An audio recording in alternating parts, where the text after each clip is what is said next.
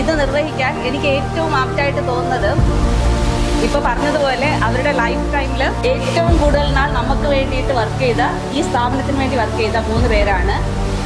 mister Kannan, Vishnu,